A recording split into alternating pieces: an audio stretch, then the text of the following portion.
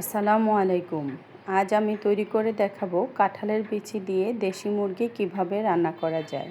কাঁঠালের বিচি দিয়ে দেশি মুরগি রান্না খুবই মজাদার একটি খাবার। কাঁঠালের বিচি শুধু দেশি মুরগি নয়, শুটকি কিংবা মাছের সাথে খেতেও ভীষণ ভালো লাগে। যেহেতু এখন কাঁঠালের সিজন, এই কাঁঠালের বিচি দিয়ে যে কোনো তরকারি খুবই মজার হয়। যারা কাঁঠালের বিচি খেতে খুব পছন্দ করেন তাদের অবশ্যই এই রেসিপিটা ভালো লাগবে। আমার এই রেসিপি ফলো করে যে কেউ সেরা স্বাদের কাঁঠালের বিচি দিয়ে মুরগির মাংস রান্না করে খেতে পারবেন।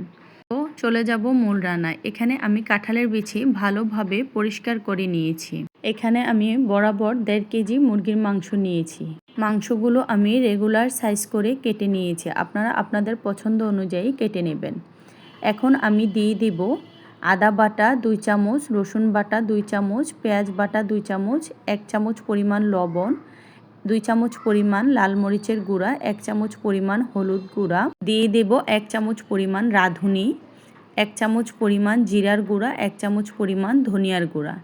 এখন দিয়ে দেব প্যাকেট গরম মশলার গুঁড়া, দিয়ে দিব একটা তেজপাতা, দিয়ে দিব 7-8টা এলাচ, 4-5 টুকরা দারচিনি, দিয়ে দিব সামান্য পরিমাণ টক দই। এখন হাতে ভালোভাবে মেখে ম্যারিনেট করে রেখে দেব 10 মিনিটের জন্য। যেহেতু দেশি মুরগি, এই জন্য আমি মুরগিটা আগে ভালোভাবে সব মশলা দিয়ে কষিয়ে নেব। এখন ঢাকনা তুলে ভালোভাবে নেড়েচেড়ে দেব। চুলার আঁচ মিডিয়াম থেকে বাড়িয়ে হাই হিট করে আমি 30 মিনিটের মতো রান্না করব।